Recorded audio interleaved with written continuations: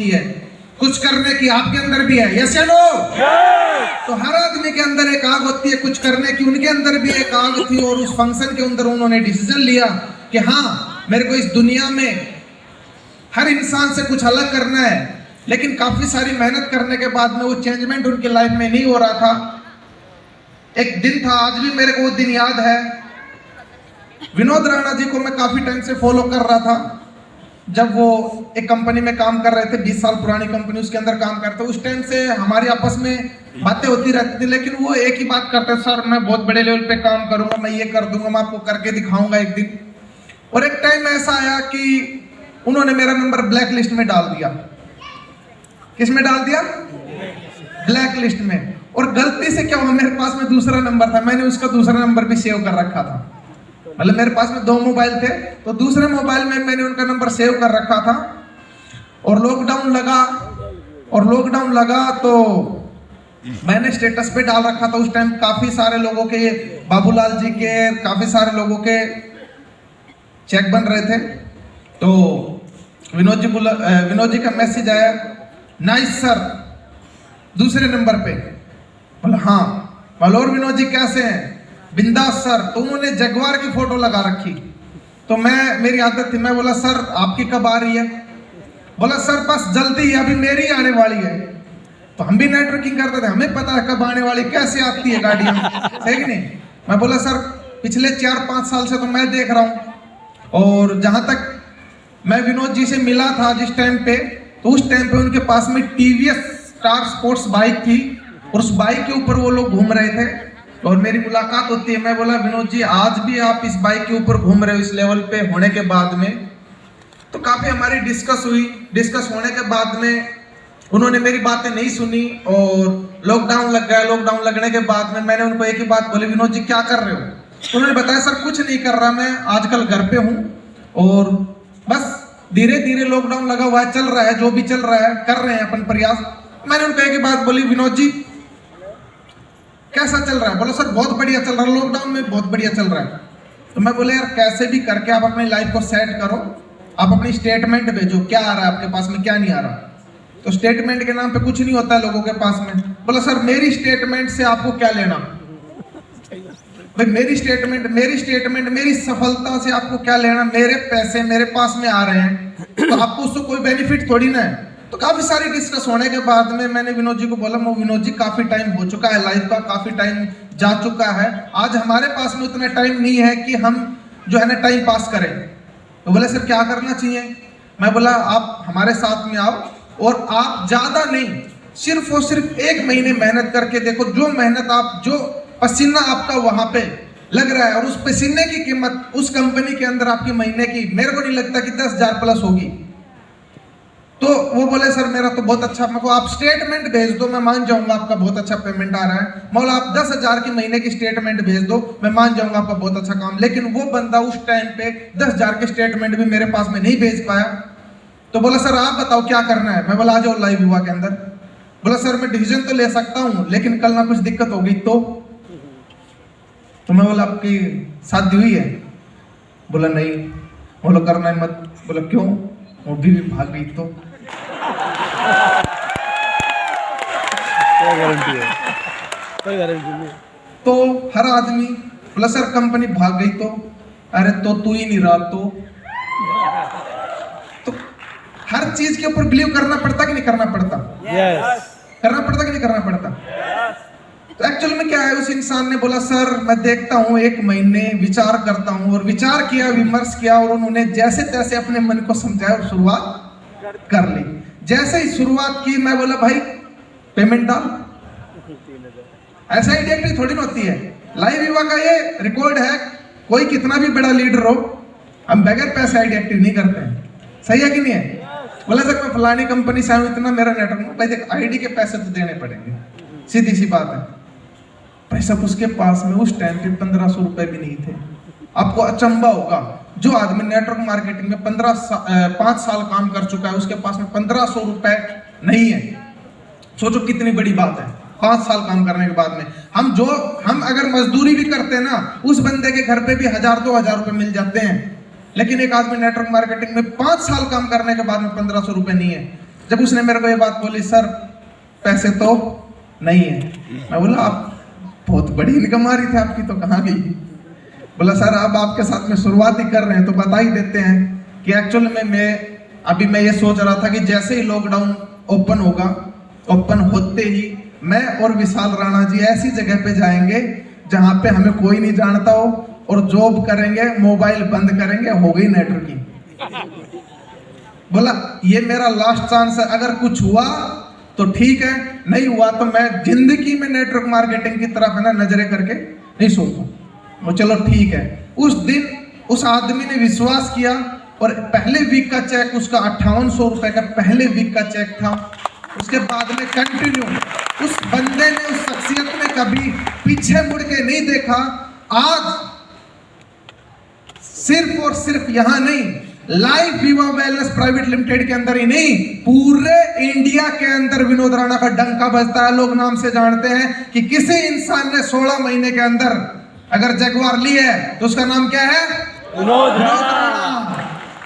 तो दोस्तों आप लोगों की खूबसूरत तालियों के बीच में मैं बुलाना चाहूंगा विनोद राणा जी को। तो कैसे बुलाते हैं? आप सभी लोग लीडर्स हैं, पता ही होगा आपको। कैसे लोग तो जोरदार तालियों से खड़े होकर हल्ला गुल्ला से स्वागत करते हैं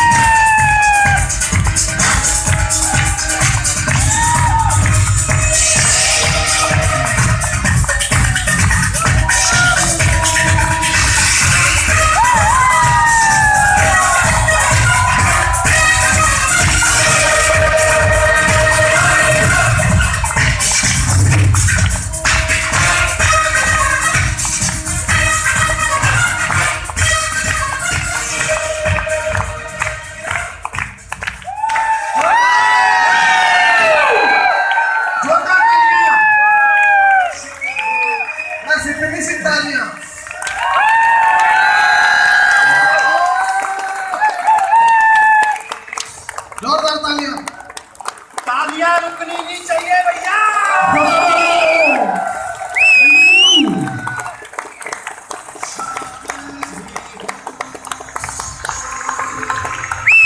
म्यूजिक बजा दबा के बड़ा वाला।